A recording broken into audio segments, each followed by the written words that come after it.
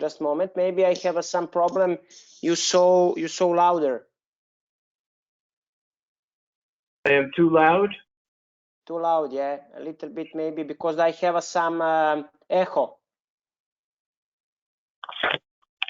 All right, how about now? Now it's better. Okay. Let me see if I can get Patrick here to give us a...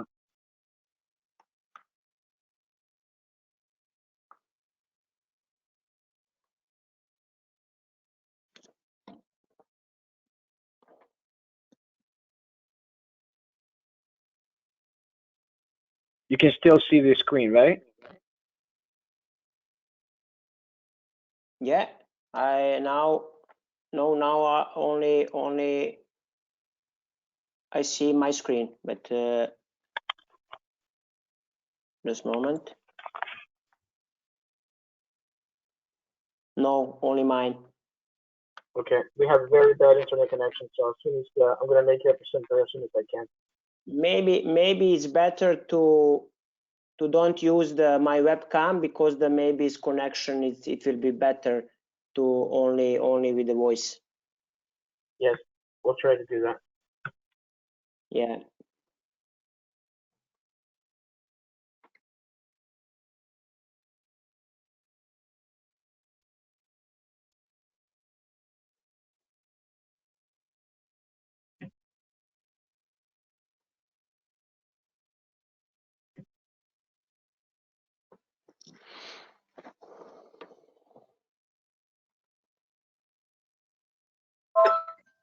All right, Chip, radio check. Can you hear me? Yes, I can. Very good. We're having internet issues. Obviously, everybody's on the internet today, so it's things that we were trying to do. They are too complicated for the internet right now. The bandwidth is taking too much of the bandwidth, so we're just gonna go with the regular webinar, and then we're gonna replay it on Facebook. So everybody's online now. So let's start with it. Dalibor, can you hear me? Yeah, I hear you very well. Very good. So let's get going. All right, ladies and gentlemen, thank you. Thank you for your patience and welcome to a special edition of RWISOA webinars. Yesterday we were having such a great time with Dalibor that we asked him if he was willing to come back, and obviously he said yes. That's why he's here. So never mind the Facebook Live. We can't do it. Again, Saturday afternoon, too many people online, and we're using too much of the bandwidth. So the connections aren't too clear. So instead of having a not a good experience in both places, might as well just have a good experience here, and then we'll share it. So for those that are sharing the feed through Facebook, just remember, if you want to participate, since our Facebook Live link is not working properly, go to rwisoa.org and register for the webinar directly, so you can talk to us directly. So just a quick reminder, May is Huntington's Disease Awareness Month, so please go to OSI and buy those HD wristbands. We're still going to be giving away some of those. We'll figure out a way to give some of those away today. So next week, just a quick reminder, 6:30, we're going to be talking about perception, the coach's view side, side of the game, and the referee side of the game, and the admin side of the game, and everybody else. So we're going to have coaches and referees, and we almost have a confirmation of a conference president. So it'll be great because we have everybody's side of everybody's view, and so that's going to be pretty cool. We're also going to have Mark Kayan giving us an official handling rules interpretation in line with IFAB, and who better than him? He's CONCACAF manager of refereeing. Also, we're going to have Dan giving us some news about NISOA, some weekly news. So remember, questions, you can still send us the questions through the email at rwiso@gmail.com. Or you can go to our, you can use the question section on the webinar. Just post the question there, and then we'll open your mic and you can ask questions. Since it's going to be a small group in just one session today, we're going to be interacting more with the audience. So don't be afraid. Put your hands up. Once I see a hand up, we'll give you the mic. Even if you just want to say hello or say, whatever you want to say, you guys suck or whatever. I like you guys or we hate you guys or whatever you want to say. It's fine. Use the hand thing if you want to say something. Otherwise, just post the question. You can use the chat as well. It's up to you guys. So without any further interruption, here is Dalibor. How are you, Dalibor? Yeah, Richard, I'm very well. We have a little bit problem with some connection, but I hope so that it will be, everything is okay during our speech. We'll be fine. We'll be fine. So I'm going to give you access now, so you can share your presentation. And basically, he's going to review a little bit of the presentation, last night's presentation, and then we're going to be going through some video clips of some of his personal games, the 2018,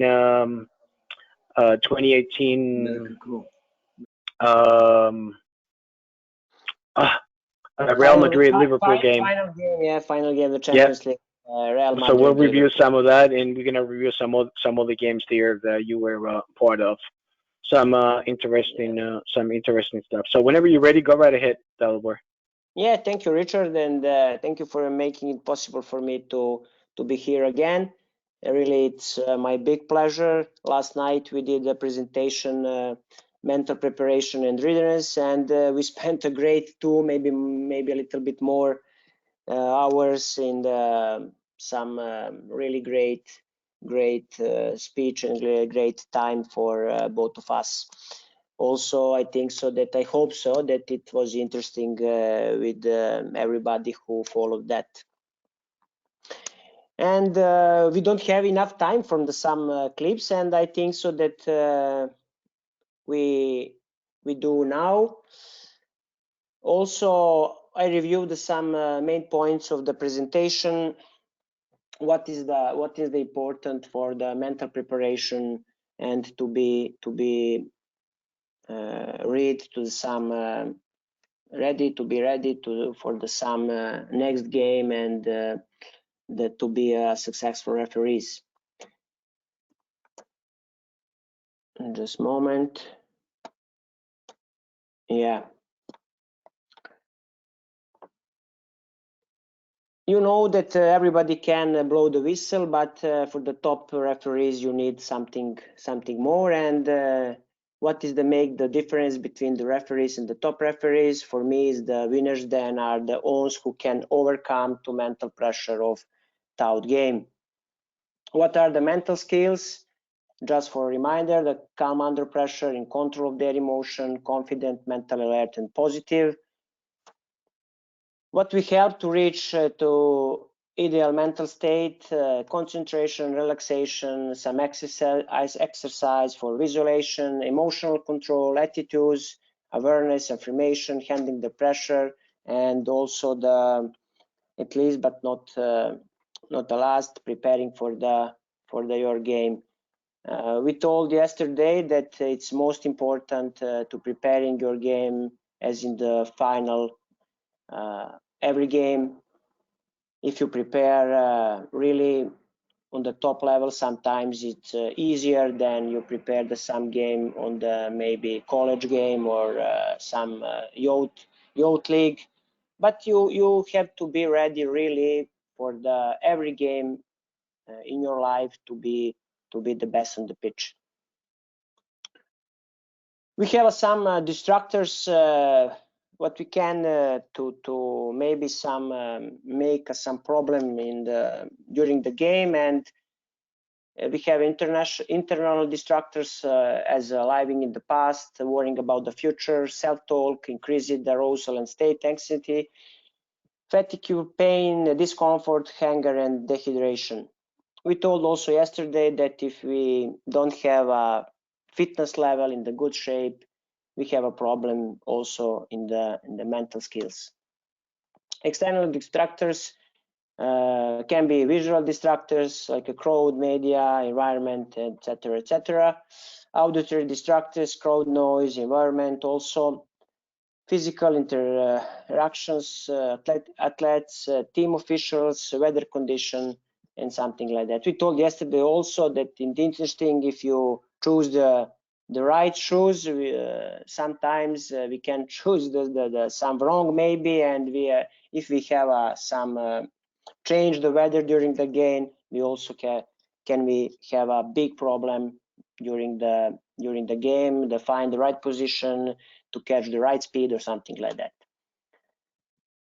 Strategic for the improving concentration, simulation training, including some imaginary keywords, positive self-talk, performance routines, staying in the present. It's very important to be in present and now only in this game, because if we look in the past or we be worried in the future, we can have some problem.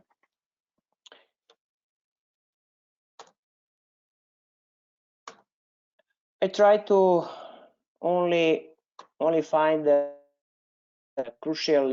This is a crucial negative and positive self-talk. We also speak about that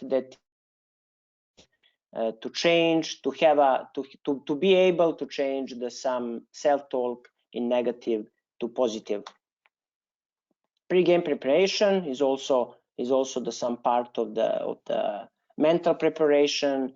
The key asking is what is my role as a referee. Also, it's warm up mentally. Of course, rule knowledge and interpretation, game characteristic, crew characteristic, roster control, etc., etc. Pre-game conference, self-evaluation, and the end of the game. We told last night that it's very important to learning from the mistake and going to the next game with a clear message in your mind. What I did well and what I did wrong. Sometimes when we did everything well, something is missing. Something is missing to catch some big things in the refereeing. But it's also our life. That's something you have be lucky, and if you did well everything. But sometimes miss something like a luck. This is some advice, personal advice from my experience. This picture show what is the referee team after the game when everybody satisfied with your performance, and everybody's happy. Also, the referee team in the end was happy. And summary, prepare yourself and your team for each game as if it were a final. Even the best referees can make a mistake, but the target must be to minimize these mistakes. Referees and assistant referee must be able to put mistakes to the back on their mind, particularly in the early stage of the match, and to be able to move on the next decision. Learn from mistakes, work hard. The brain also is a muscle that exercise like any other, and you can do it every day for sure. Believe in yourself and turn your dreams into reality. For me, this is some sentences really when I during my career. Fear or failure is also the first step towards it. So do not be afraid and believe that is possible to succeed. That's it for this shortly review from the presentation. And now we can start with some clips. Then we will show some good decision, and also the decision that was not so good. And compare what something we did well and what something we did wrong. I have an email question, if you don't mind. Yeah. Someone saying what I did wrong what I did right, and sometimes, even though I did it right, it did not feel good. What do I need to do to improve it? So I guess what he's trying to say is sometimes when we do the right thing, it's still not the best thing. So how do you review that in your games? Yeah, when we make the analyze after the every game, we did really the quite analyze of the every decision, for the good decision and the wrong decision. Sometimes if we did a good job and decide well, but something also maybe we didn't work well, but is the decision, it was good, correct decision. It's most important to be correct decision. You know this, sometimes maybe you don't have a good position, maybe you don't have a good angle, maybe sometimes you miss something, but in the end you made the correct decision. Then for the all auditorium observers and I don't know, the media, nobody recognized what you did wrong in this situation.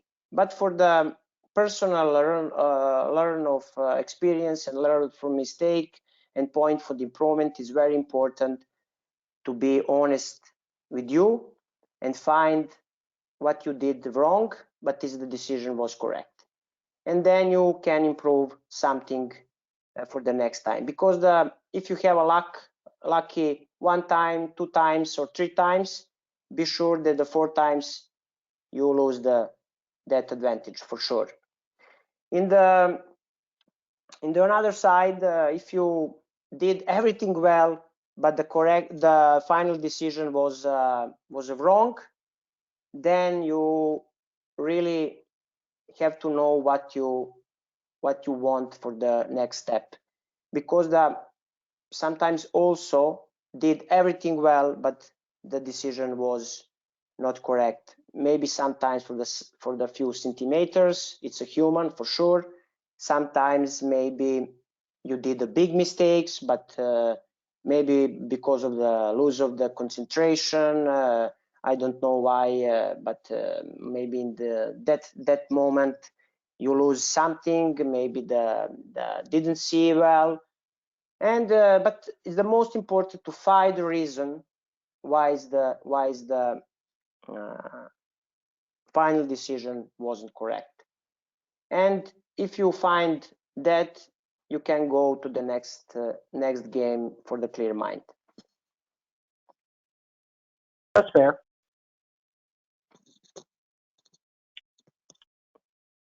All right, go ahead. You can go ahead with your thank you. Videos. Yeah, videos. We have some clips that we compare some decision.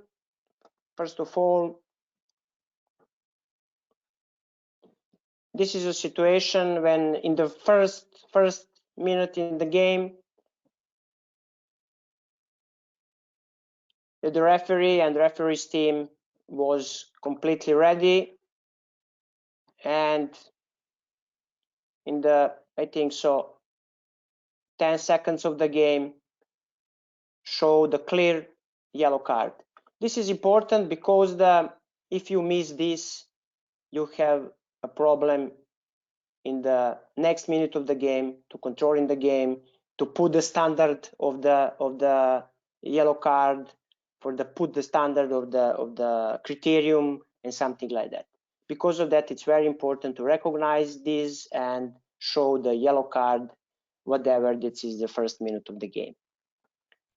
So just to clarify, that what time of the game was that, and what was the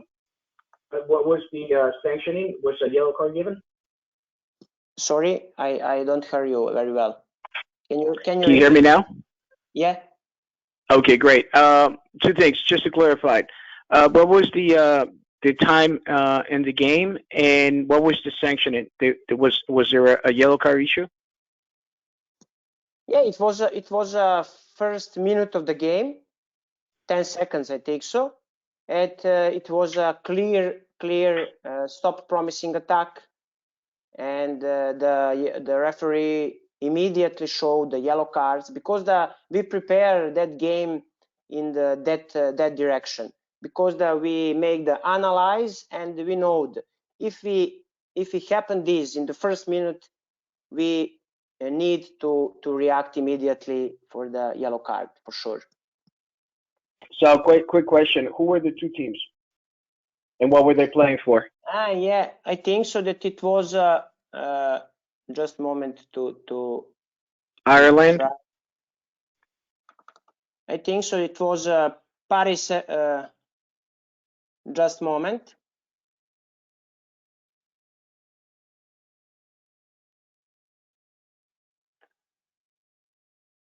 Yeah, I think it's important for the audience to understand. Depending on the type of game, you need to prepare yourself differently.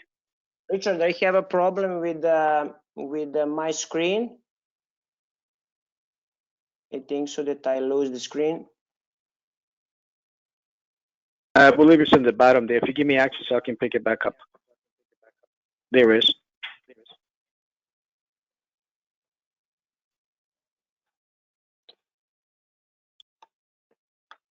Yeah, this is a Champions League game, Paris Saint-Germain against, I think so. Just let me know.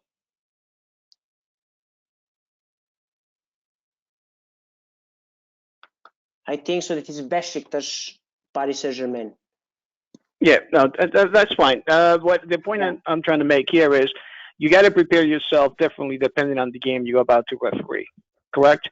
In some games, like in this one, for instance, you as a crew decided this is a type of game that, based on the players' personalities, if we don't deal with misconduct right away, they may not understand what we're trying to do, and it can turn into a problem. So let's avoid that problem and deal with the misconduct technically, right? Black and white, instead of trying to manage it. Is that right? Yeah, completely right. But this situation is not black and white. For us, it was clear to give the message for everybody that we don't allow this, and the laws of the game also is clear in this situation. And for this kind of the game and this level of the game, is not allowed to miss this. In this direction, we prepared the game, and for the Champions League game, for this situation, for sure is the yellow card. Maybe is the sum, but this is only really maybe. I think so that I believe that for this situation in every game, also in the college game or maybe some youth game, you must to give the yellow card for this situation. Maybe some different situation when you have some, I don't know, the fall of the center, or maybe another kind of that. Maybe you can solve with the management, and maybe you can give some public warning and take the game in your hand and controlling in that way. But for this situation, it's a clear yellow card, and I think so that every referee in every game must show this. Great. And if you don't show it, then this is what happens, right? With the next video. Yeah. The next video is the show that the referee and referee team missed the one falling in the first minute, and then after the 2 or 3 or 5 minutes, we have this 1, 2, 3, and then start to little bit mass confrontation. Then the referee show the yellow card and try to manage this. But the key point is to miss the first foul on the game. Also, the kind of this match of the Euro Championship is the Sweden against the in the north, Sweden in the World Island, and this kind of player also need to be strictly in the beginning of the game. That is a learn point for this match for us. We analyzed immediately after the this in the second half. We really don't have any problem with this. So these two videos are clear examples of when you don't what you don't call, you encourage, right? If you don't make that decision, the players will take it upon themselves to find justice. Is that right?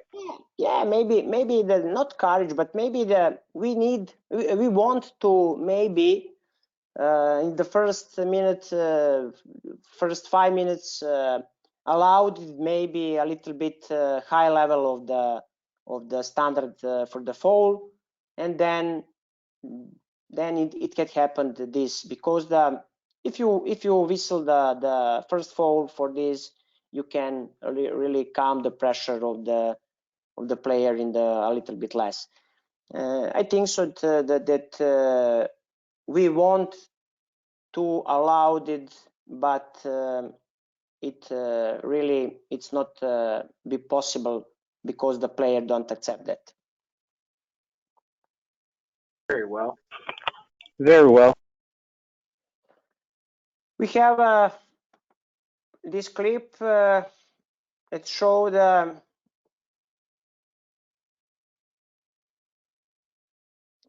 something different. The clear throw-in, and then the assistant referee, who was the very sure and very elegant, missed the direction, totally missed the direction, and then of course is everybody don't understand what has happened, but it's they lose the concentration and miss the clear throw-in in the first second on the second half. This has something to do with what you talked about yesterday, right? Related to being too confident. Yeah, be the confident.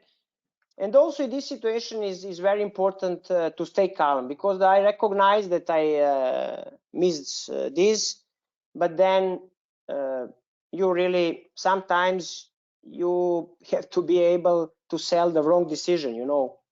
It's very important in the refereeing, because if you start to be nervous in this situation, you can make the another problem, and maybe the player can protest you, and maybe I don't know, maybe create some yellow card or something like that because of your mistake. And that it's very important to be calm in this situation, and everybody knows that you are wrong, but it's you have a time to make the right decision. But the main reason for this is because of the first half I had 2 or 3 very good decisions, and I was very happy in the dressing room, and then I started thinking, okay, I'm very sure I'm close to the perfect, and I cannot make any mistakes, and then it's happened this.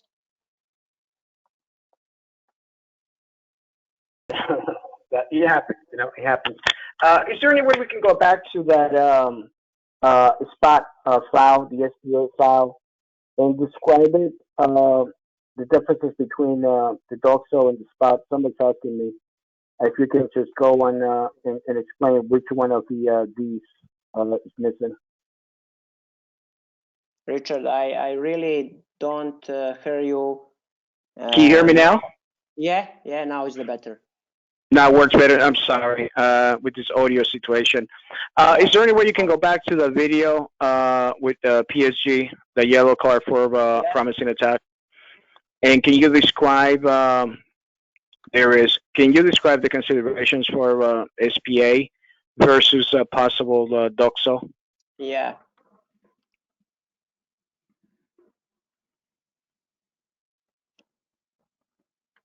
Yeah, this is a moment this is a moment. We can speak about some maybe consideration for the dogs, but for us it was stop promising attack because of the, you know, if this player catch the ball and go for this direction, maybe this player maybe this player can stop the player to go directly to the net. It's a borderline situation for sure, but for us is the crucial point. It was that this player really maybe to be a problem with this to score the goal immediately. Because of that, we decided to show the yellow card. And also the angle, right? If you look at the direction that the ball is going, it's not obvious. So the word there is obvious. Yeah. But also the you know, in the top level football, sometimes this player for this direction can score the goal, but it's not clear 100% for sure. And you know, for the red card, you really have to have some clear situation and 101% everything consideration to be for the red card. In this situation, I think so that it's this angle and also this player can be a reason for the yellow card. Yeah, very good. Let me bring in Patrick because he's got a question about this play as well. See if we can bring Patrick in. Patrick, you're with us? Yes. Can you hear me, Dalibor? Yeah, I hear you. Well, first of all, thank you very much for your time and these presentations. It's amazing stuff. Yeah, you're welcome. Thank you. I want to get into your thought process, though. I want to change this situation a little bit. And on the first foul that we see here, and I want to get back to, because possibly in the situation in a college game where we want to save cards maybe early in the match, there's a card accumulation and maybe we're trying to do something by public word in the beginning. Let's say the foul was at midfield and it wasn't as close to the goal. Can you elaborate on what's the thought process afterwards? If you were to give a public word in this situation at midfield, let's say, how do you bring fairness to the game afterwards? At what level do you upgrade to a card after that? If you and this being a situation where you have this kind of tactical foul that happens very early in the match, and the referee makes the decision to do public word rather than to caution. How do you bring fairness to the match? Let's say, for example, do you have to have another situation for the other team to get a public word, or how do you measure? How do you measure the temperature of the match to then make it fair to the other team at the next situation? Yeah, do you speak about the first clip in the PCG or this first clip? First clip. I explained that. For me, really, I think so that this situation in every game must to be yellow card because the rules is very clear in this situation, and I think so that you don't have enough explanation to players if you miss the yellow card, because if you have another situation in the next minute for another team or something like that, okay, you can manage if you don't show the yellow card for this situation. You can manage if you have a similar situation. Okay. But I think so for the controlling on the game, for the also the image of the refereeing, for the in the end for your mark for the observer or something like that, you cannot miss the yellow card, whatever in the first seconds on the game or the, I don't know, maybe the first foul of the game for this, because if a clear yellow card, for me it's important to send the message for everybody to give the yellow card for this. But for example, in this situation, if is the referee give the foul in this situation, give the foul, of course, is a clear public warning for everybody. Right. You can isolate the players and speak with the players. Okay, it's I don't know, the 2 or 30 minutes of the game. Be careful with this. The next time I will give you the yellow card, or be patient for that, and something like that. You can use the lot of words, but really for this kind of the physical contact or of the foul. But for the previous clip, I think so the clear message for everybody must to be you is the referee, and you clear the message for everybody to show the yellow card. Okay, so I have a follow-up question. On that. Can you hear me? Yeah, now Yes, go ahead.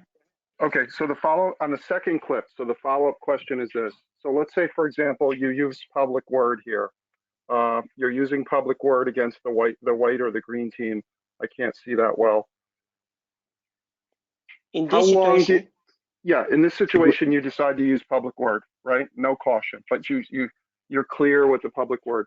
Now, let's say 10 minutes later, okay, the foul is in the other direction. Obviously, 10 minutes later, you give public word again to the other team. Now you've made it fair. Now you've made, right, the statement that that's not tolerated. At what point at the professional level do you upgrade to a card in that situation? What's your thought process? And that's no longer a public word. Now it's got to be a caution. also for the public warning, it's important to be very clear, very shortly, and very useful for the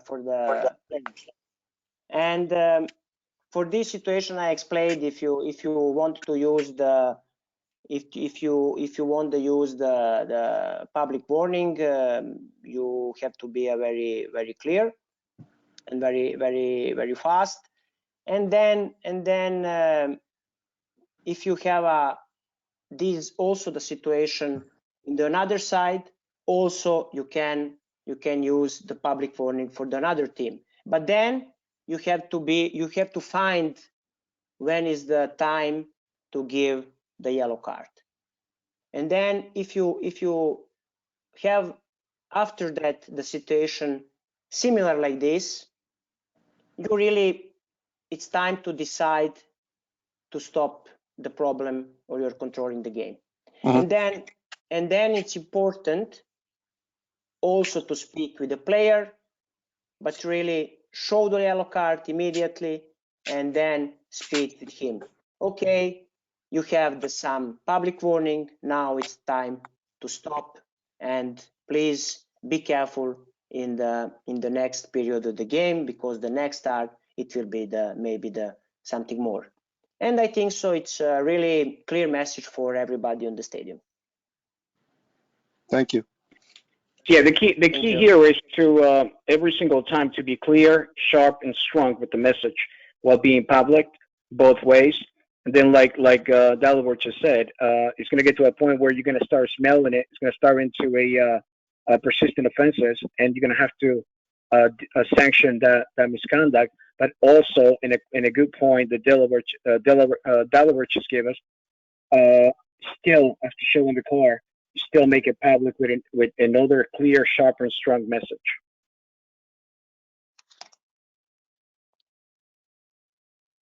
Yeah. What's next, Dalibor? Thank you.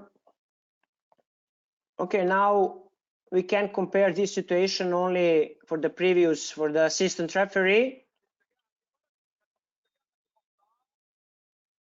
This is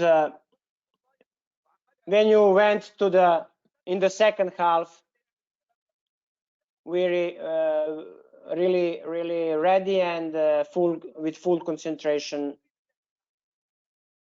yeah, it's a clear, but only just to compare with the previous clip when I missed the really clear throw in.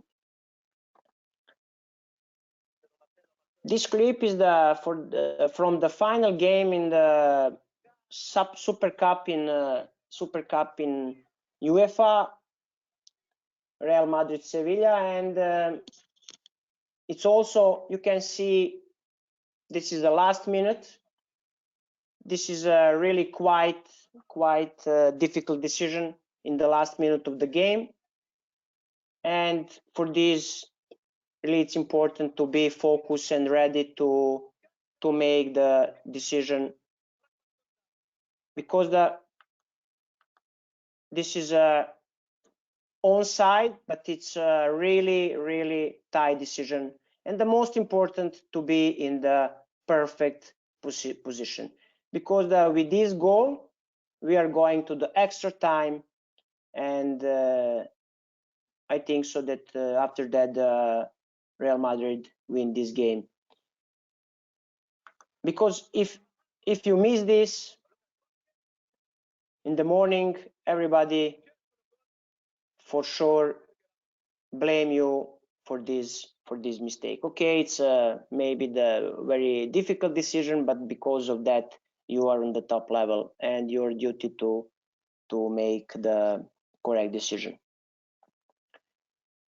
And then when we compare with this situation, also the last minute in the World Cup game, Senegal against Colombia,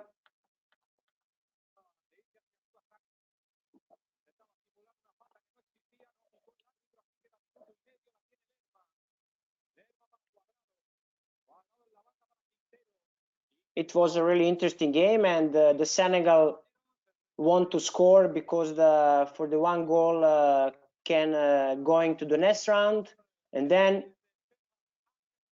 assistant referee raised the flag, and look at this, the body language,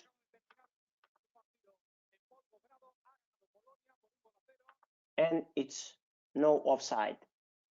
This player received the ball, it's onside. But the reason for this, I explained. We can look again, because the last 2 minutes in this game, all the time the Senegal tried to score the goal on this half of the pitch, and then in this part of the action, I have a good position and focus, and then this is a counter attack, the ball going in the maybe the strange manner, and then I miss this moment when the player touched the ball, and also missed the position. Reason is because I start to be spectator, not referee in that moment, because I follow the action in this part of the field, because of when the Senegal scored the goal, it will be 1-1 and Senegal maybe go to the next round. For me, it wasn't important that, but I don't know, I lose my position because of that, because when I analyze that, I find the reason what is happened in the last minute. Because of that, it's very important to don't lose the position, don't lose the concentration from the beginning to the last minute of the game, because sometimes I remember very well in this game I had a 7 situation offside and everything was correct, and in the last minute of the game I miss this. And also, of course, on the general meeting we spoke about that with our commission, and I explained what is happened, because I have a lucky, because in this situation the Colombia win this game and go to the next round. But you know what has happened if it was a different situation in this game. That's it. If you have some question, it's okay for me. And we still Yeah, we have couple of questions. First of all, how important it is. Yeah. First of all, how important it is for you as a referee to have the courage not only to make the decision on the field, but also to have the courage to show a mistake during an important game like this one.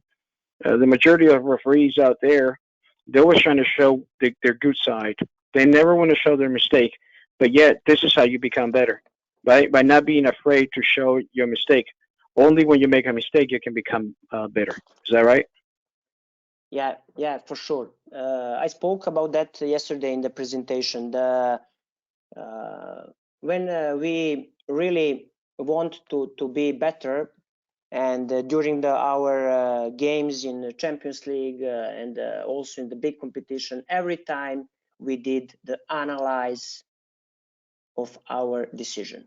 And really we was, and also now we are very often and very really honest with our mistakes, because it's the most important to find the reason why you did something wrong.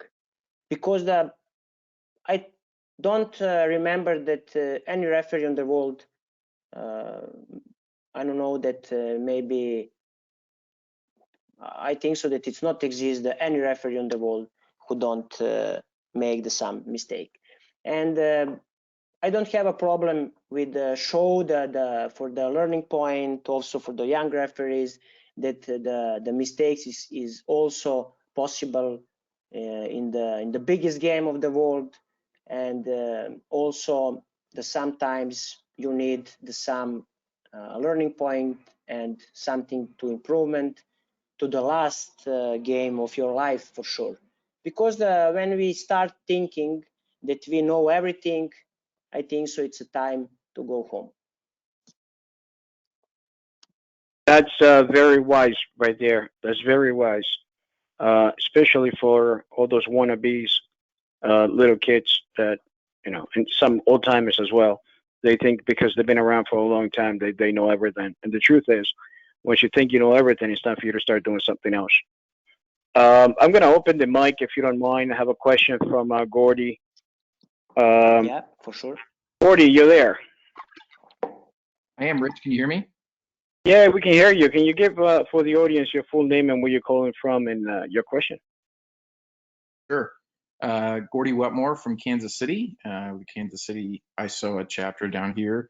I'm also with my friend Velimir Stefanovic, who is a Serbian gentleman that referees in our chapter as well. We are seated together, socially distanced, listening to the. Nice. I just wanted to say hi and Hi, also, hello, best greetings for you. Yeah, thank you. Just thank everyone for organizing these webinars, and Dalibor, thank you so much, and thank you for staying so late last night to perform the webinar. Yeah, it was my pleasure, really. Great. Well, the question that I had for you is referring back to, I believe, the second clip, the Ireland versus Sweden clip, where we have contact early in the match. Do you believe that this contact is foul? And if so, first, I guess that's my first question is, if so, and Maciek does not call it, what information are you providing him in that moment? Or do you believe that that's kind of his call to, quote unquote, live and die by?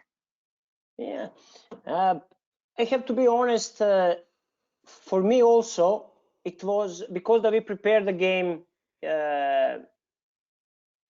we decide to, I spoke about that. We decide to maybe on the beginning of the game to put a little bit high standard for the physical contact. And because of that, also for me in this moment, I don't give the information that was a foul, and because I know what we prepare for this game, and because of that, because of that, I don't give information in for this physical contact as a foul. But we recognize very quickly and very fast that is the game is not going as we prepare, and we start to be a little bit alert about that. Excellent. Well, that's very helpful. Velimir did have a follow-up question. Yeah. So Dalibor, one question. As in center referee, sometimes when you make a mistake, what I would do during my game would be like increase maybe the speed, the movement, interact with players so I can put like those obstacles behind me. But how about like when you're on the line, when you're like alone and in your own thoughts, when you have like so much like downtime, like to think about maybe previous calls or any kind of like mistake, what do you do like so you can overcome those and just put that behind you? Before you answer that, Dalibor, hold on. Before you answer that, let me tell everybody who what Dalibor did for the first few years of his life. He started as an assistant referee 10 years ago, but for over 10 years. 2010. Yeah, 2010. Yes, as an assistant referee, he made the decision to join his referee instead of fighting for that position. But prior to that, for many years, he was a referee, an actual whistle, and for the National League for many years. So if you want to, I just want to say that, so in case some people out there think, what is this assistant referee talking about having a whistle? Well, he was a professional referee for over 10 years before he became an assistant referee. That's all I want to say about that. Yeah, thank you, Richard, for having me. Really, it's true. First of all, it's true, and I think so that I really about the because of that experience, like as a referee, I have a possibility and also to be able to compare the some view of angle. First of all, because that is totally different, really totally different job. But the big advantage for the assistant referee is if you have experience. Like a referee. Okay, I know that it's for me it's a good thing. It was a possibility to be referee and assistant referee. Now I think so maybe 10 years ago it's not possible to be in the that different two different roles, and it's good also because you are specialist for the some job. But really. I spoke yesterday about the how you can fight with the mistake. Okay, when you are referee in the center, you can manage with some mistakes. If you did some mistakes, maybe, or you thinking that big mistakes, you have some chance to control the game, and maybe you have a whistled some light fall and take a game in your hand again. But when are you assistant referee, you really have to be correct. If you miss the few centimeters, nobody care about that because for everybody it's offside and it's your mistake. When you did the good decision, also very tight, but it's correct decision, also nobody care about that because it's your job, and it's not easy to manage with this during the game. Because of that, I think so that this is one crucial things what make a difference between the assistant referee on the I can say normal level and assistant referee on the top level. Now is the situation, it's very really easier for the referee because the VAR system, and now nobody speak about the maybe mistakes in offside of a few centimeters. But during the game, it's most important to know how you going to the next decision. If you made some critical decision and it's the normal, you thinking that maybe you are wrong, but the crucial point is to forget this. You have a time for analyze in the maybe dressing room on the halftime, maybe after the game for sure, but it's never mind. You made the decision and now is the time to going to another one. Because if you're thinking about the previous decision, the next decision, don't waiting for you to be ready for that the next decision. Because of that, you have to forget immediately the previous decision, never mind it was good or no, and going to ready to the next decision, because it's the most important to making in the correct way. This is my really very honest point of improving for every referee, because nobody can return the time, and if you did something, forget this and going to the next decision with a full focus and concentration. It's not easy for sure, but during the career, you learn that you learn how you can manage with that, and sometimes really is the start to be routine.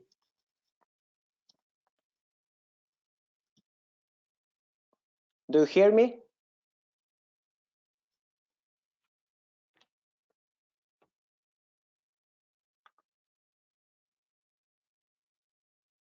Yes, we can hear you. Can you hear us? Yeah, now I hear you. Did you hear me what I say or no? Yeah, we hear you. We hear you. Gordy, you guys heard everything, Yeah. right? Yeah, we heard everything. And thank you so much, Dalibor, for explanation and everything like that. Exactly what you said, like that was perfect explanation what we can do online. Thank you for your questions, and best regards for you. I can say some words of the Serbian. Sve najbolje, drago mi je da sam te čuo. Da, isto tako je. Hvala puno. I samo da znaš, kad, mislim, ponosni smo, ja sam ponosan i zato sam i postao sudija zbog svega toga što vi radite. I ti, i Mažić, i cela ekipa. Okay, you can translate that for everybody to understand, yeah? Yeah, I can. I just thank Dalibor for his words, and we all from Serbia are so proud from the whole crew. Very good. Thank well, you. Thank everybody's you for your, proud. Yeah, exactly. Thank you. Thank you, Gordy and Fran. We're gonna keep opening some questions here. Do you want to start looking for? You done with these videos, right, Dalibor? No. We only have 10 minutes of highlights for the final Champions League. Maybe 1, 3, 4, 5 decisions to explain, and that's it. Okay, I have a question for someone who's having problems talking with the mic, so I'm going to ask that question for him. This is from Brendan from New York. He wants to know if you can give us some tips on what to do different than what the referee did during that small mass confrontation. Is there anything else that we can do different to prevent the mass confrontation? According the clips or no? Yeah, that clip, this third clip. I think so. 2A.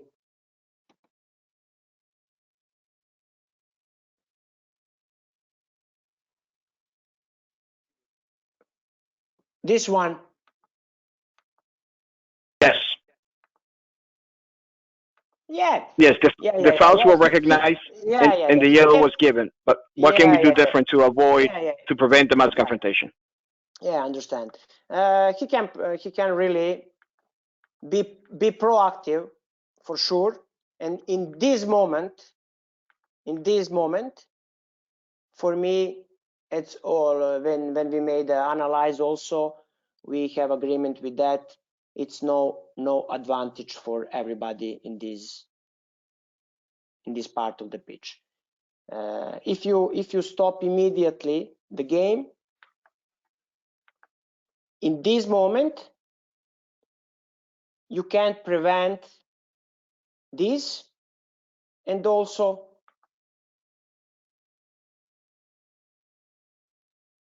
nothing happened after that. But if you miss that,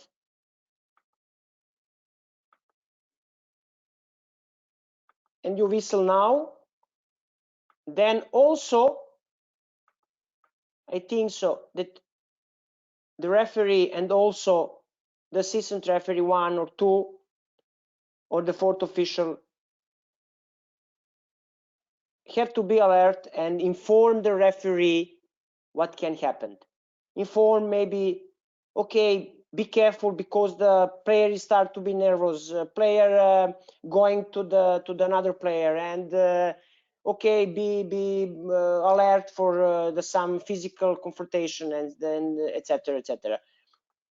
And then the referee start to be a little bit proactive and little more the stronger and the faster, and in that way you can prevent in the better way the mass confrontation, because we spoke about this kind of the body language. It's so maybe relaxed, and then okay, but this now the referee recognize what is happened, and what we can have a problem in the pitch, maybe the big scandal, and then starts to be a little bit faster.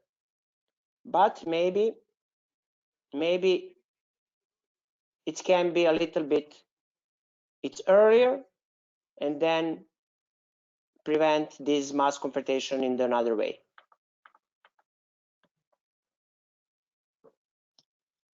For me, the key point is to be a little bit faster and maybe prevent with the first whistle, don't allow the advantage, and then I think so that it will be better for everybody. So we all agree being a little bit more preventive officiating, and a quick whistle on that foul, especially in the middle of the field, would have avoided the yellow and everything else. So that was pretty good. You want to go into the Real Madrid highlights? Yeah, we have 10 minutes with the biggest. Just a moment.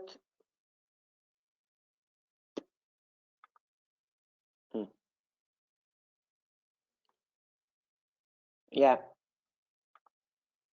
this is a biggest game in our life for sure, the most important game, and we prepare this game maybe 25 years for the beginning in our career, because when we made the team, we have a target to referee the Champions League final. Maybe it's in that time it was maybe the very high target. Maybe for some of us it was a dream, but we do it everything to catch this. And some point before the game, for the referees, it's very important to monitor the behavior of the players in the tunnel before the game, because you can recognize something maybe in the tunnel, because some player maybe was nervous, maybe have some problem from injury, maybe you have some I don't know, problem between the players on something like that. And I show some interesting situation as a proof of my words. See, you can see that Ronaldo try to look for the Salah and try, I think so, to send him some message for this body language. But looking the reaction of the Mohammed, he escaped that, and he made some movement with his hand and touched his face. Sometimes it means that you don't maybe so ready for something, for I don't know, the handling the pressure or something like that. And then the game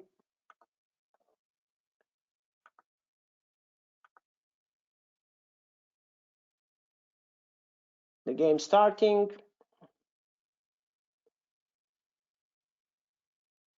The referee also have to be calm because it's really big pressure with the fans and with the auditorium and everything else.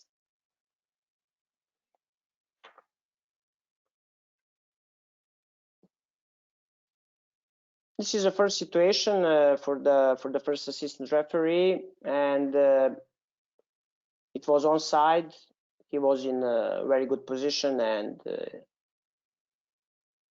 was correct decision.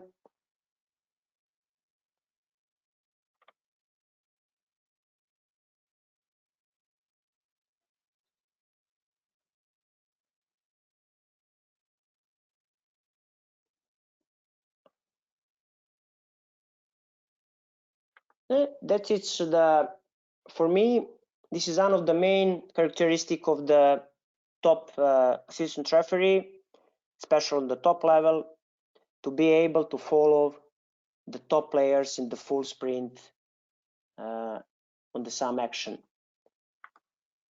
Because if you start from a little bit late and lose the 1 or 2 meters, for sure you not to be able to follow this kind of sprint of this level of the player, because the speed in this moment it was 29 kilometers, because we had analyzed from UEFA and we know exactly what is happening in this moment. And if you lose that,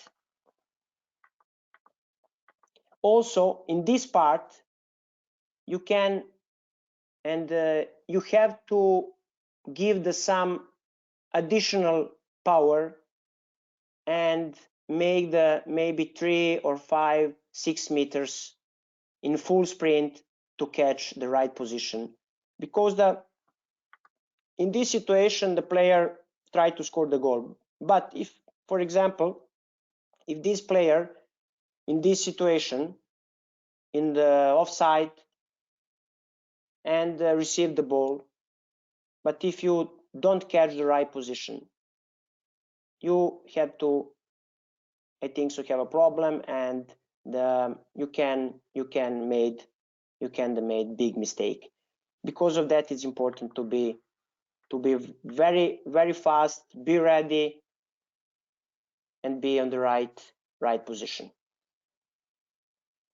Dalibor, let me ask a question. If you can post it here. How do you deal with the action versus reaction law, physics law? Well, you need to react to somebody's motion, right? And if while you're reacting, now you're running behind. So how do you balance that? You train for that. You train for that. You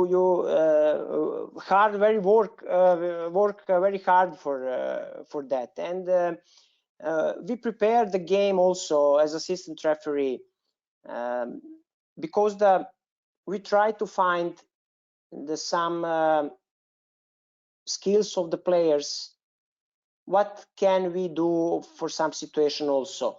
And also the assistant referee must read the game, because if you be late only 1 meter, only half second, you lose the 5 or 6 meter of the top level of the player for sure.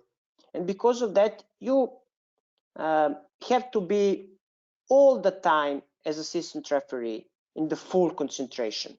Referee sometimes in the central main referee can be a little bit maybe relax when the ball is go out or something like that. But for the assistant referee, it's very important to be all the time in the full focus and ready to change the speed, change the direction, give the 1 meter more, or fight for the every position on the pitch. And because of that, I think so that before the VAR, the assistant referee, it was really in the hard situation with some decision, because you know the many games, many important games decide with a small, very small mistake for the assistant referee. Because of that, that skills, that possibility to change the direction, change the speed, to be very fast, really. And I remember that our preparation for the World Cup, it was amazing, really. Some group of assistant referee, it was really on the best fitness shape, and we tried to be faster than player, really. And you know, it's not easy because we have some age, of course, 45, 40, 44, 42, or maybe some younger, but it's that group of or the assistant referee was in that age, and that it's not easy to follow really the some top player like Ronaldo who can carry the 30 or 31 kilometers in the full sprint. And I think so that it's very important to be able to have a possibility to be very speed and very fast. Great, thank you. Thank you. We can go ahead. Go ahead.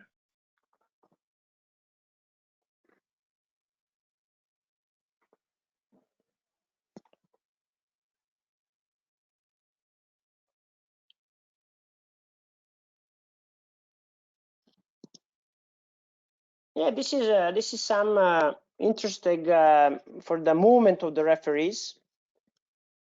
You can see that the position of the referee for this is it's very good, because we have a change the direction of the ball. In this time we used also the additional referee. Because of that, the referee maybe is going a little bit left, but now you can how the referee want to find the right angle and fight for the every meter of the position, and then again change the direction, change the speed, and be ready for the next situation. Also in this, it's very important to be focused and concentration because of this player, because the sometimes can happen to everybody forget the player who go outside of the pitch, and if he is the come back to the pitch, sometimes nobody recognize that. This is some moment of the match when you have a situation that the game can happen, can change also.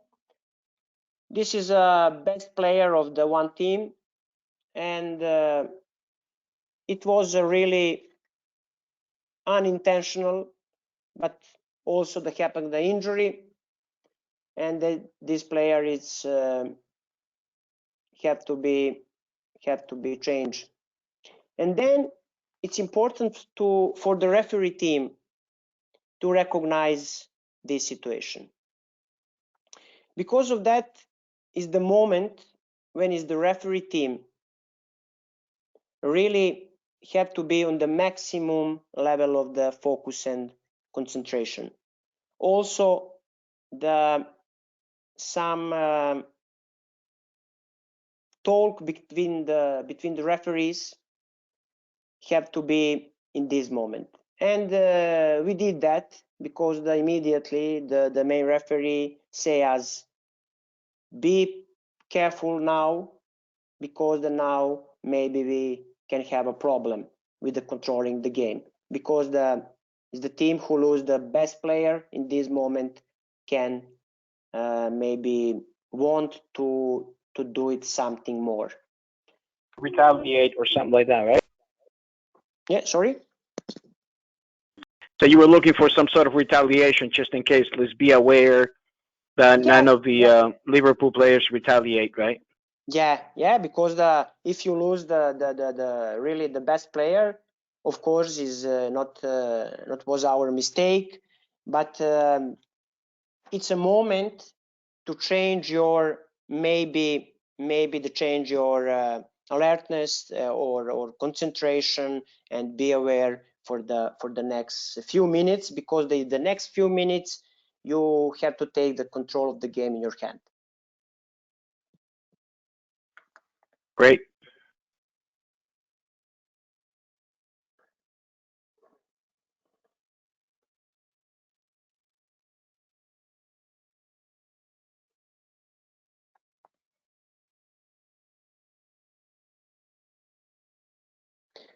Now we have in the other side also the injury of the player.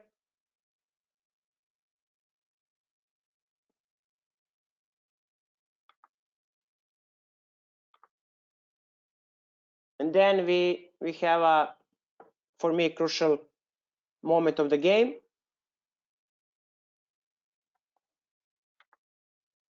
It was really small offside, and I raised the flag in this moment.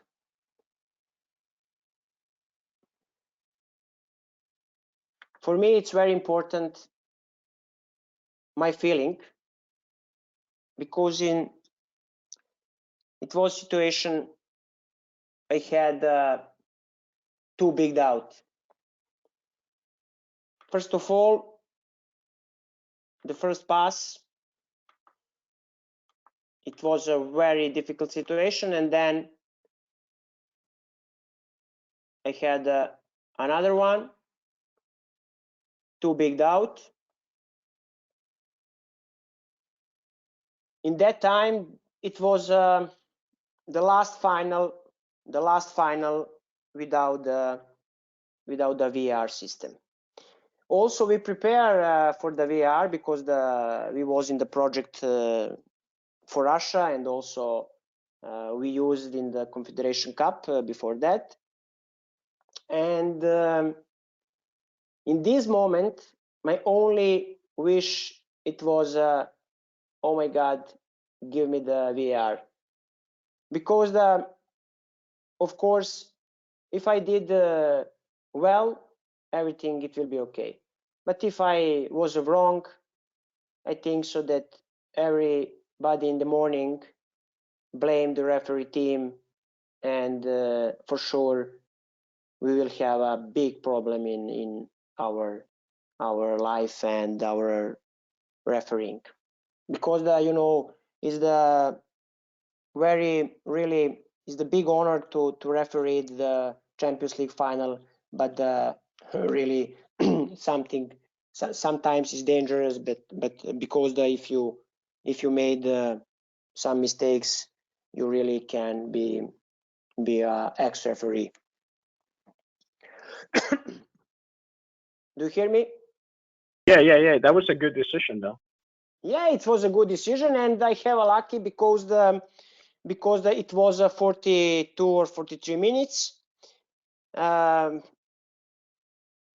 then we are going to the dressing room, and sometimes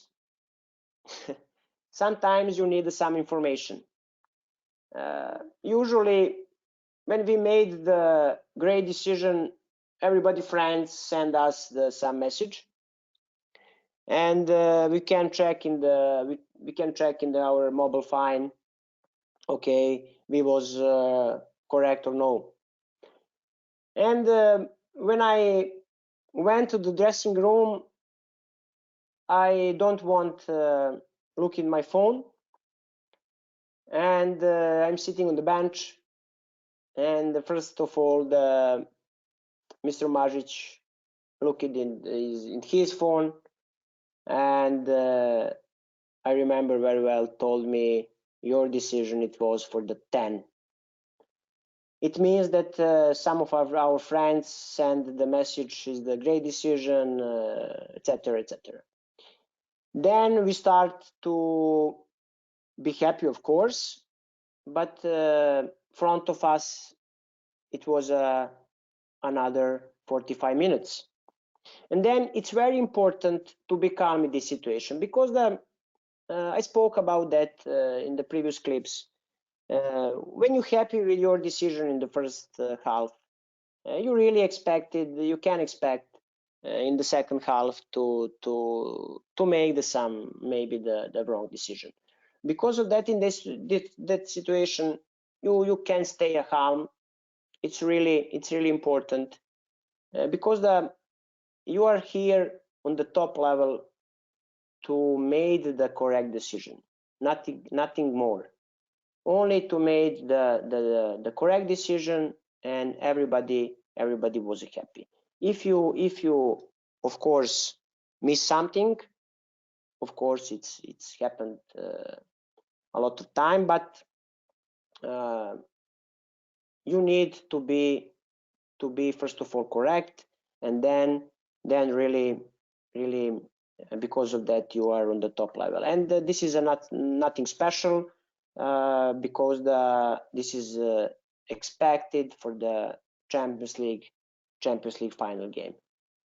Of course, you expect it to be perfect, and that's not always the case. Yeah. In this case, you were perfect, so that's a good thing. Yeah. They're only going to remember you for a minute or so. They will remember their wrong decision forever. Let me bring in Nicola. Nicola has a question. Oh, Nicola. My friend Nicola. Yeah, let's see if we can bring him in.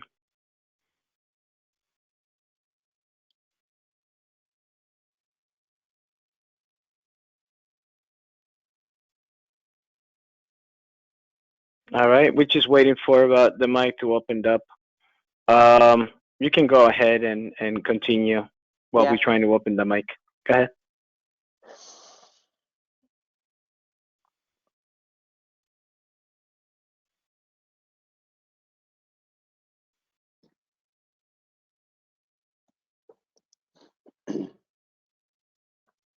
You can go ahead with the video, if you can hear me.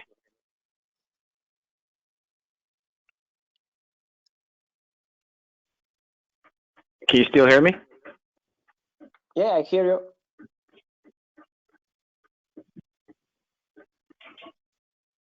Do you want to? You can go ahead. Yeah, go ahead with the video. We're trying to bring in a couple of people, but the internet is very slow in New York. So go right ahead. Keep on. This is next very important and crucial decision of the game.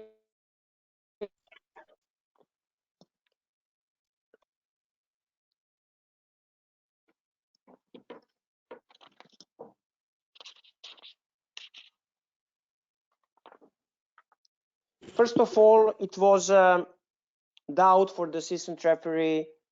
It was onside or offside, but it was onside, and the assistant referee decided to allow the action. And then we have this expected, unexpected, really, because the player take the ball in these hands, nobody distract him, everything is okay. This player not interested for this, and then we have this. In this moment, you pay attention Where is the referee? It's here. In our pre-game meeting, we did the agreement for this situation. No, of course not this, because it's really unexpected. But if it's the ball in this part, the referee immediately going to this position and be ready for the something next. And the responsibility for this take a additional referee and also assistant referee. In this moment, you can see the referee see that the goalkeeper take the ball and turn on and go in another side. But now the assistant referee and additional referee give the information. Pay attention for this. Then the referee stay with the eye looking to this situation, and it's happened that it's a goal. Then we start conversation. Everybody agree that it's a clear goal, and we made a decision.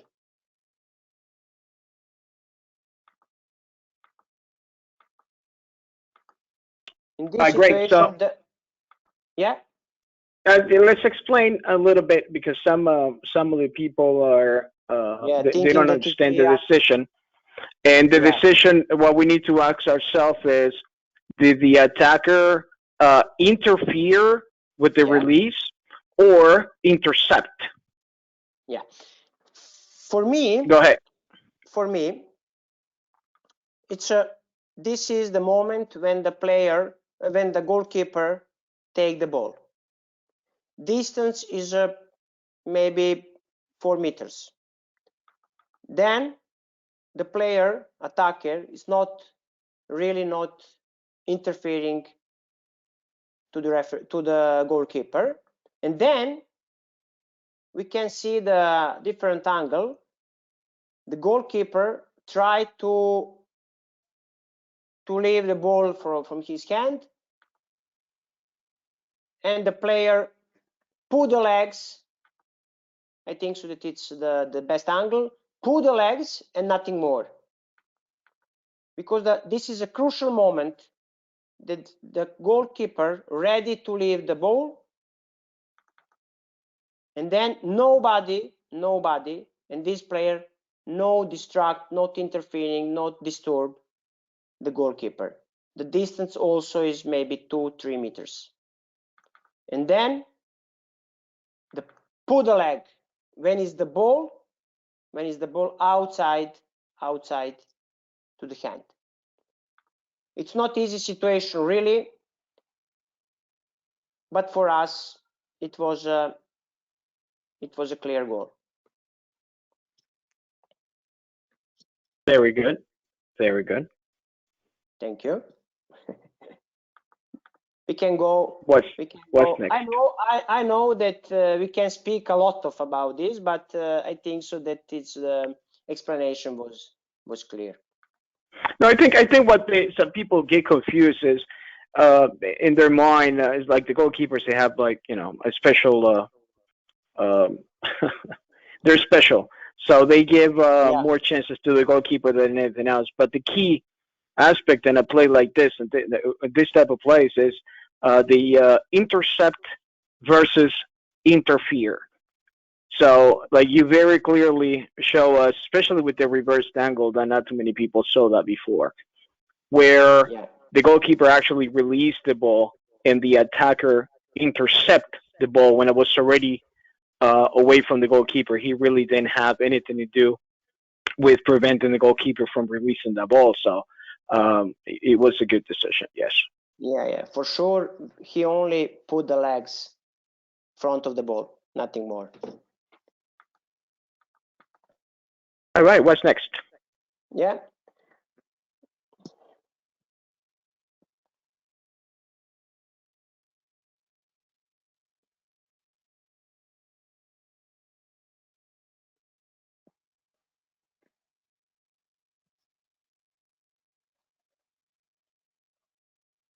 This is the next decision, the 1-1 goal for the 1-1.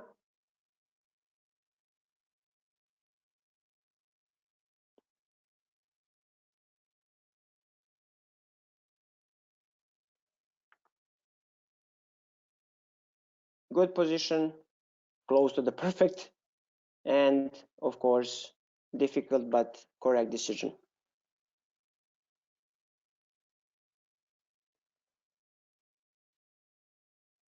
So what did you guys talk about at this moment? Because it became a 1-1 game, correct? Can you post it there?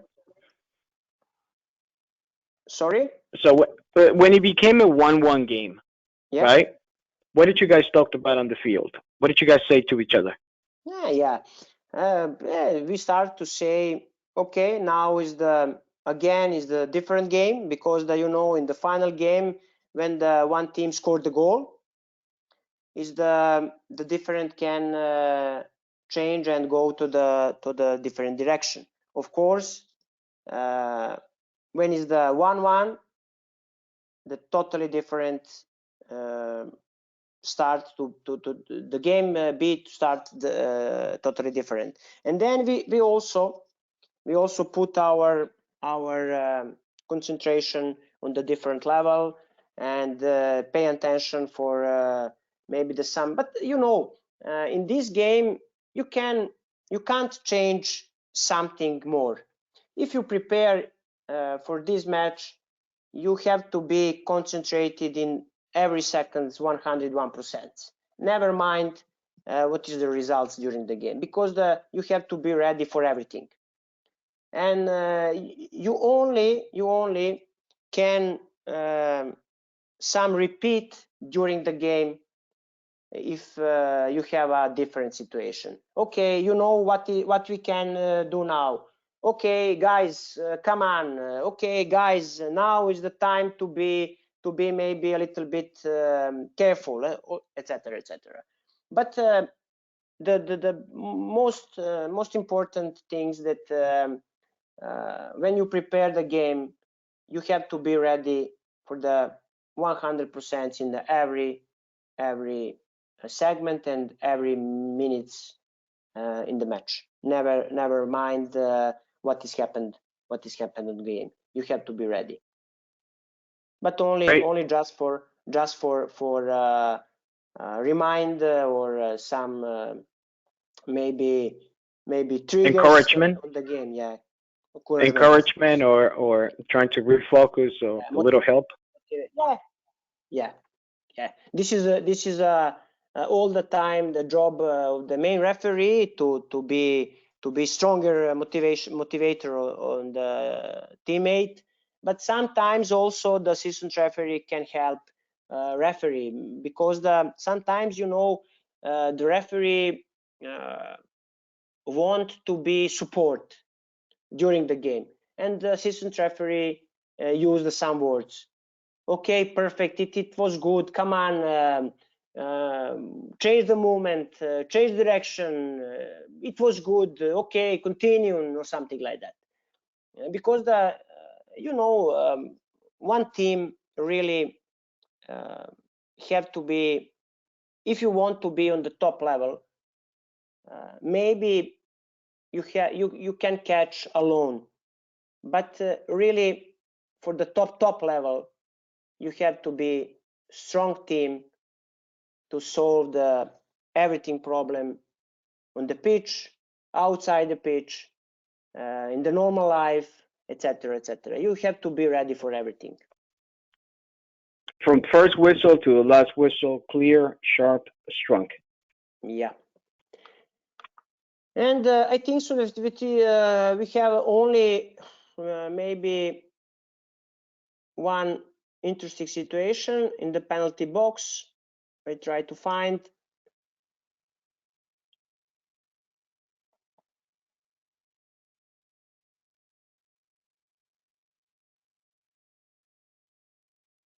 Yeah.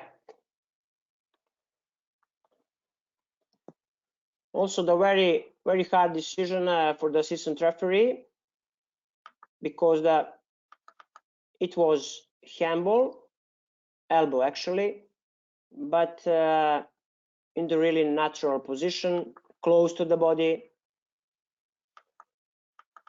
But this is a very, very difficult for the referee to see this. And the assistant referee must help in this situation. If you're sure that is the not penalty, you really must to give the immediate information to referee. Clear information, no penalty, no penalty, no penalty. And that's it. But in this situation, it was some interesting because sometimes for the assistant referee, when you have a difficult situation, after that you have one more for sure. And in this moment, after that, you have to be also the concentrate because this is the first situation. You have to give information to the referee, and then you have to be ready for the next, for this player, because after that immediately was offside. Was offside because the obstructing of the goalkeeper. And look at this. Nobody recognized that it was offside. Everybody tried to find some I don't know, maybe it was a penalty or no. And because so they'll focus in on the possible handball, not even thinking about the offside. So you raised the flag at that moment, correct? You called the offside. Yeah, I raised the flag. And you went with the offside decision. Yeah. Exactly.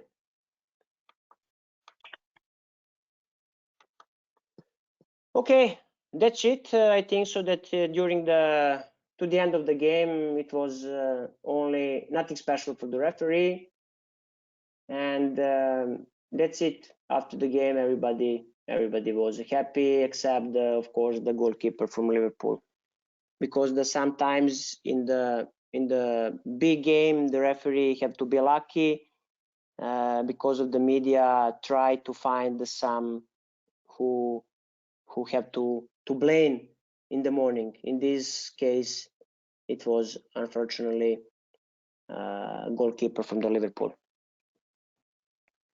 So let's go back to the 2016 game. Do you remember the Liverpool Manchester game? Yeah, I remember. Can you talk a little bit about that? For us, it was a really big honor to be on this game because it's a big derby in England. I think so. It was Europe League, the game from Europe League, if I remember well, and it was amazing, really experience. But after the game, I think so. It was some I don't know because really we don't follow the some media after the game. Only we did our expertise and really learn from our point of experience. But I think so that for us it was a good game. Really, experience was unbelievable. Atmosphere, it was really. I think so that only in England it can be in that way. And for us it was only one game in the row. We did well and go to the next game. I think so that we don't have any situation for the discuss with observer or something like that. If I remember well, maybe I missed something, but I think so that it was everything is okay. Now the reason why I'm asking is because some of the Liverpool fans did not believe the referee crew had a good game. So when they were talking about when you guys were assigned to the Real Madrid Liverpool game, some Liverpool fans were going crazy because you guys referee their game earlier, and you know how it is. So the question will be, when you prepare yourself for that final, the 2018 final, since you already knew Liverpool and was it easier to discuss the tactical aspect of the team, like the strategies and the way they play, or you start it all over again? In other words, No, when you trained for that game and you were looking at clips and looking at the strategies and their tacticalities, the way they play, et cetera, did you go back to 2016, or you were just pretty much going within the 2018 year? yeah, for sure. We go back for every game when we prepare the final. But in that time, the UEFA have some video analysis in UEFA. He's a professional coach and prepare for us everything really with the aspect with the tactic team and everything what we need for that game. Because of that, we really don't recognize nothing special. Only we was focus and concentrate for the final game. And I spoke about that last night. We isolated in that time 5 or 6 days in our sports centers, and I think so that 2 or 3 days before the game we switch off the every media, our mobile phone and everything, and we only be focused for the final game. And I think so that really the only way to be perfect in the most important game in your life. If you start to thinking about the previous game, about what the I don't know the fans write on some media or social media or something like that, I think so it's not good way for the preparation in the game. Our job is to go to the pitch and be really the best in that moment for that game, nothing more. That's great. That's great. That's a great tip for college officials, where sometimes they get to go back and look at the box scores and see what happened in earlier games and how many calls were given. And sometimes instead of using that as just to be ready to deal what's in front of them, they use that to react, and that's not a good thing. So that's very well there, very well said. Let's see if we can open up some microphones here. We have some questions, if you don't mind. I'm still trying to open up the mic for your friend here. Let's see if we are able to connect with Nicola. Hi guys, can you hear me? Yeah, we can hear you. First name, last name, where you calling from, and your question. First name Nicola, last name Djurdjevic. I'm calling from North Virginia. First of all, Richard and everybody who are behind this webinar, great job, guys. This is so refreshing, and this is what we needed during all this time of sitting at home and doing nothing. So great job, guys. Thank you. I had the opportunity to 25 years ago to run a line for Dalibor. So good job, my friend, and I'm so proud of you. My question. So if we can go back to Brazil 2014, and I want to know what was the feedback that you guys received from observer. I'm talking about the game Germany against Portugal when Pepe headbutted Thomas Müller at the close to the end of the first half, if you remember. So I would like to know what was the feedback for that decision, and was that 100% red card, or that could go with a yellow one? Personally, I was behind the red card, but I don't know what the observer said.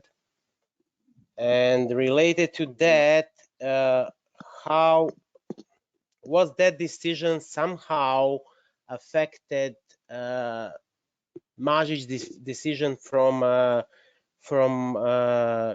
FIFA Confederation Cup final 2017, when something similar happened with the elbow of Yara, I think. Yes, when Yara elbowed the German player Werner in the face at the like 70 minutes of the second half, something like that.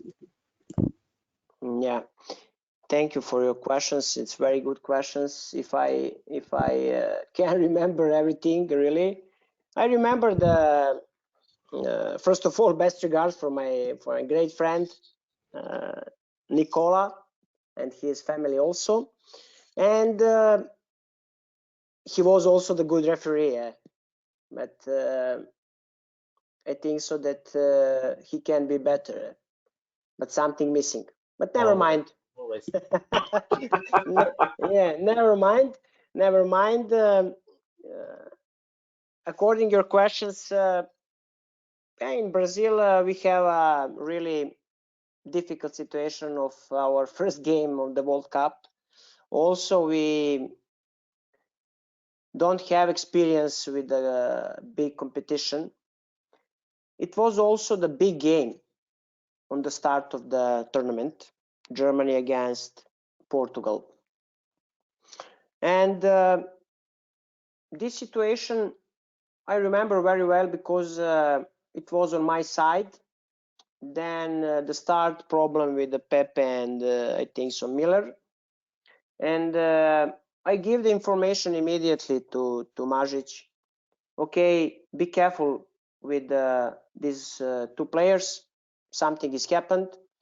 And then the Pepe make for me very stupid things really, and kick the Miller in the face with the head. Mažić saw that clearly and immediately showed a red card. And I think so that everybody in that moment accept that, because the Pepe was not surprised, and he start a little bit complain, but he accept that. After the game, of course, you have some meeting, general meeting, of course, with the committee, and everybody agree with the red card. Because of the, when it's the beginning of the tournament, you have to be, also it's important to FIFA to be clear, to send a clear message for everybody in that competition, that it's nobody accept the violent conduct in the big competition. And yes, the feedback, it was a good red card. For the second question, if we compare the two situations, it's really different, because the first of all is the final of the sum competition, and in the final game you have to be really ready for everything. I think so that that final, it was first final in the FIFA competition with VR, and the project, it was in progress, it was beginning of the project, and we have really some, maybe, I don't know, no problem, but some a little bit maybe different protocol or something like that in that time. And in that moment when the player from Chile used the elbow, it was during the, I think so line of the pitch or something like that. And really in that moment, nobody complained about that. Then the VR start to review that situation, and if I remember well, give the signal to stop the game or delay. Then I think so that we spent 2 or 3 minutes for the review that situation, and then the VR sent Majic to check the situation of the off-field review. Majic checked the situation and decided to give the yellow. Why yellow? Because he thinks in that moment that it's the really enough for that kind of use. It not was elbow. I think so. It was a more hand than elbow, and because somebody Richard, you found the situation, yeah? Yeah, you are perfect. Yeah, you are perfect. Let's find Yara elbow Timo Werner at this game. Yeah. That was like a 60-something, 70 minute.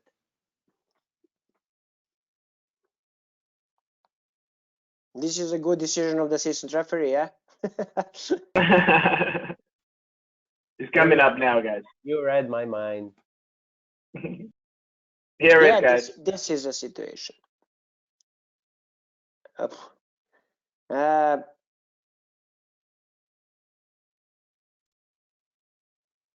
You see, a good referee is always ready, right? yeah.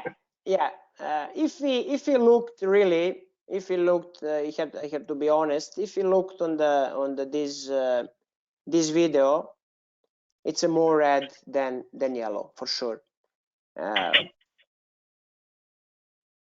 But if you look the complete situation on the pitch, really in that moment, nobody complain about the red card. And I remember now our conversation during this situation that Majic decided to give yellow because really he want to take a game in his hand to the end, because it's the final. The result, it was 0-1 in that moment, and really the players of the Chile can be frustrated, lose the game or something like that. And for him in that situation, it wasn't enough reason to give the red card. And when we go to the end of the game, also everybody was happy with that. But if we only looked on this clip, it's more red than yellow. So going back, we can see some sort of frustration building up if you look at the Chilean players, right? Even right there is telling you they're getting frustrated. So if you go back now, right, if knowing what you know, what would you do a little bit different to prevent this from happening? I don't know really, because this situation, it was a really hard game for the management the game. But really, it was a lot of confrontation, and we tried to find the really right way to manage that. But for this situation, for the elbow, nobody recognized this, because it was in the some part of the pitch, nobody recognized that. And really, it's the some separately moment in the game, and I don't know how you can prevent this. You can only show the yellow red card, nothing more. All right, great. Let's go back to more questions. Thank you, Nikolai. Let's bring in Isad. See if we can bring him in. He's got a question for you. Isad, do we have you? Yep, you have me, Richard. Go ahead, your question. Yep, thank you again for organizing this. I'll start off in our native tongue. Dalibor Kakas. Sjajno, sjajno. Drago mi je da se možemo čuti, da možemo slušati tvoje učenja, pa hvala puno za sve. Evo, baš sad tekstiram. Evo, baš tekstiram sa prijateljom Velmirom, Gordy i Nathan, oni što sad malo prije pitao pitanje, pa on su meni rekli da pitam pitanje tebi, so. Okay, može. So, I'll just go ahead and translate real quick. I basically just said, hello, how are you doing? Thank you for your time. And I was actually just texting good friends of mine, Velmir and Gordy and Nathan, in regards to this. So my question is, can you discuss a situation in your career where you might have lost focus, whether that be in a game or your path to becoming a FIFA AR, and how did you regain that focus? So I asked the question to Don Wilbur last night, and he had some good advice for it, and I just wanted to get yours as well. If I understand well, because your English is really perfect, yeah, and so quickly for me, really. Maybe a little bit tired, and because again is the 1 a.m. in Serbia, but never mind.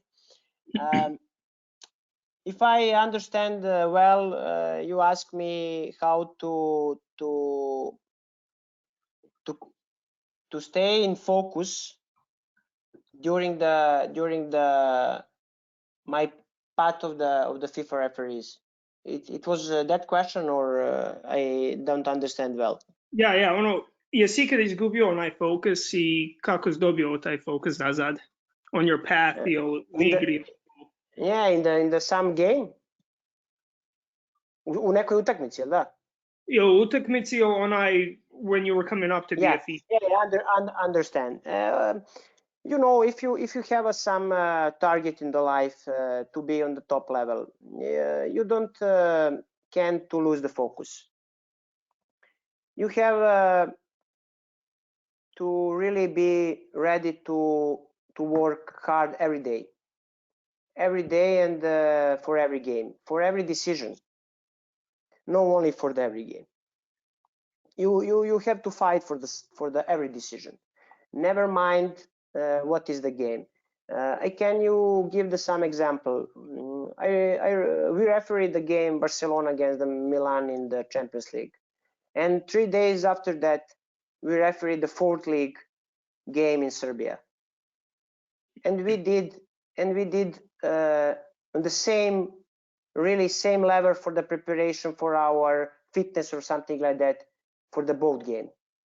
Of course, not the same game for the performance and our tiredness or something like that, but for our preparation it was the same.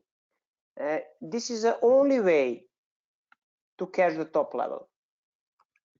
Hard work every day and stay focused for every game and every decision. And I think so that it's referee life, professional referee life is so good.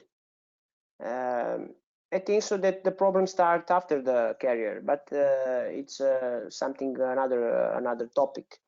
But I think so that for the good life, you really have to be hard worker, hardest worker than maybe for the some another good job or something like that.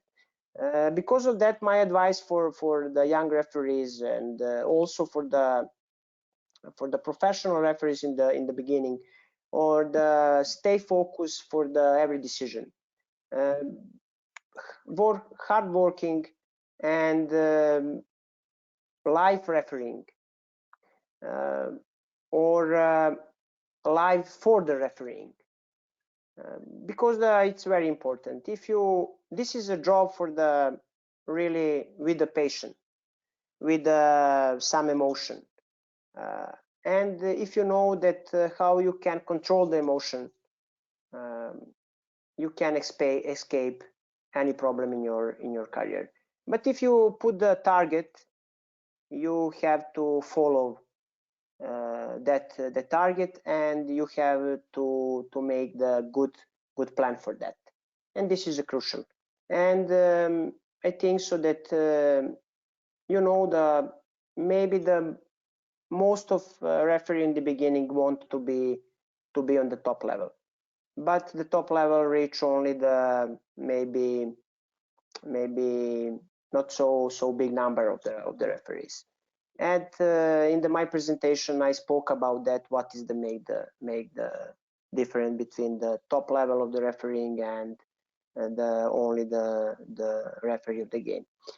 Because of that, my advice is fight for the really every day in the refereeing. Yeah, thank you. Great advice. I appreciate it. So, hvala puno I prijatno. Thank you. Hvala puno I pozdrav za sve.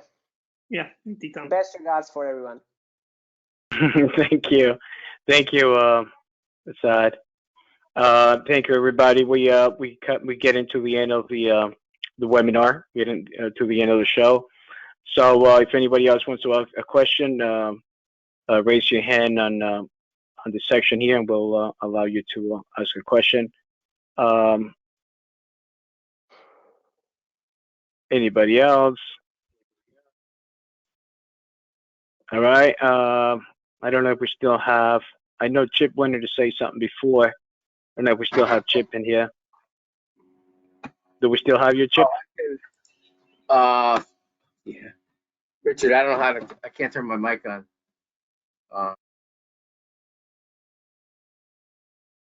He's having problems with the mic, so.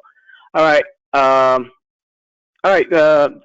Dalibor, once again, thank you very much.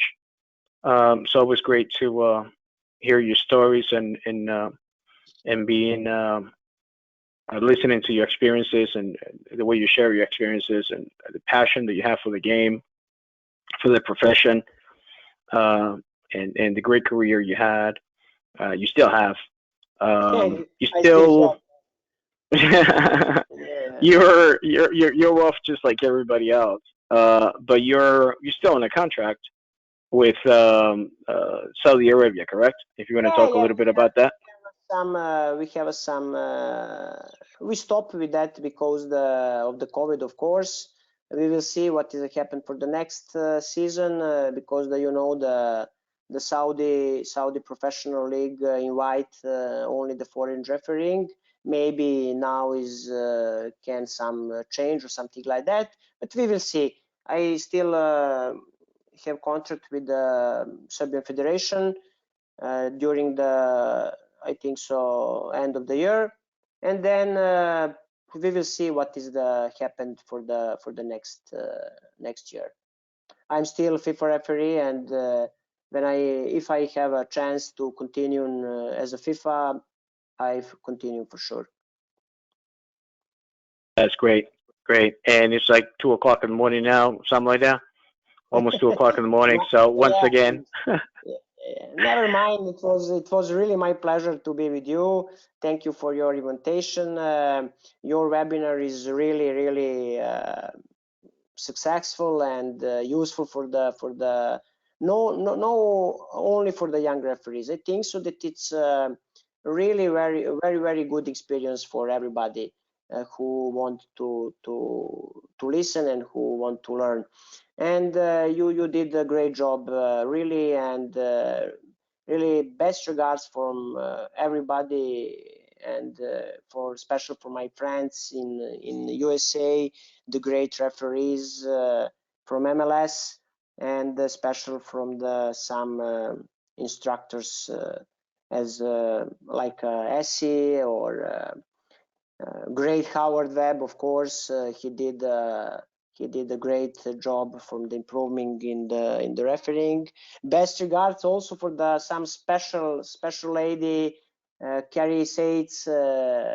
She made a great, really amazing job in the female refereeing and for the World Cup. And if I forget somebody, please forgive me. But really, I very proud to have a chance to be with you. Now, you're a good friend, and we're proud to have you as a friend. I was trying to open the mic for Milas. I know Milas wanted to say hello to you. but I think he's having a problem with the mic. He's self-muted, so I wanted to give him a chance to say hello to you. Milas from New York. You know who I'm talking about? Yeah. Yeah. Do we have you, Milas? Can you hear me? Yeah, we can hear you. You want to give your full name and where you're calling from, and so everybody knows who you are, and go right ahead with your comments. Milos Vukovic or Vučkovic from RWISOA. I'm a new member, so this will be my first season with you guys. Overall, very good webinar. Good luck. Good luck. Good luck. Thanks. Overall, very good webinars this past 8-9 weeks that we had. A lot of great stuff. I think Dalibor did very well these last 2 nights. A lot of good points. And I just wish him good luck with everything else in his career. Thank you. Thank you very much. Great. Thank you, Milas. Milos. Milos. Yeah. Sorry, I'm not that good. Oh, good. So I just want to have it right. So when I have you in the classroom, I call you on I call you the right way. You know what I mean? Oh, good. We'll fix that. Yeah, I'm very surprised, and I'm very proud because a lot of guys really for the ex-Yugoslavia want to be a referee in the USA. I spoke with a lot of guys, and really I wish all the best in your career in USA. I think so that the guy from this country have a feeling for the fight for the every decision, and I think so it's a big advantage to be a good referee. And guys, good luck really, and I want to be your support for anything you need.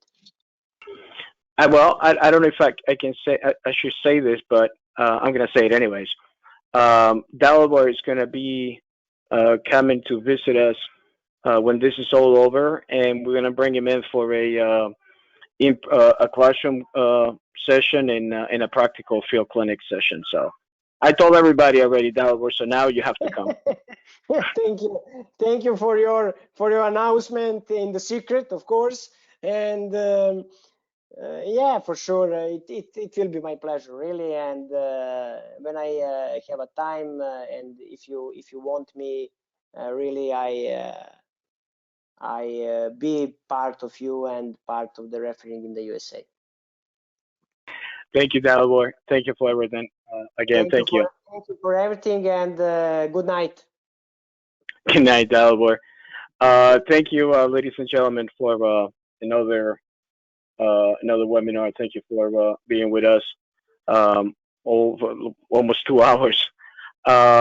Just a quick reminder, May is Huntington's Disease Awareness Month, so please go to the official sports website and buy some of those HD wristbands, and buy a few of them and give them away. A portion of the profits goes for the association. So they're pretty cheap anyways.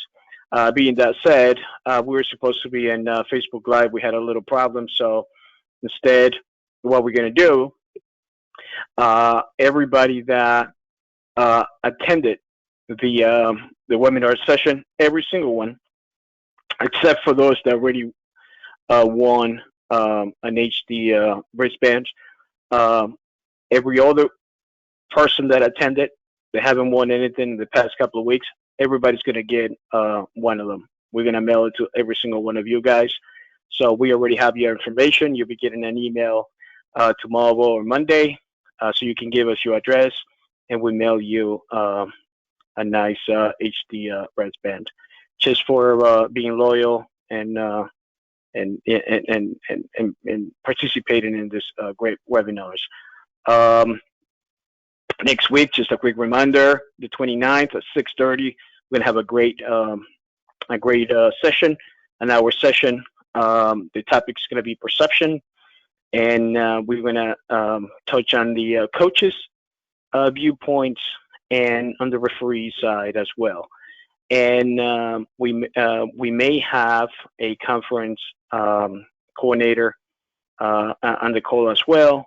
So it's going to be pretty good. So we're going to have coaches, professional referees, MLS referees, and conferences coordinators within the call, so we can discuss. We're going to be watching videos, clips, and trying to get everybody's point of view, and so everybody can understand what our jobs are and help us understand everybody's roles.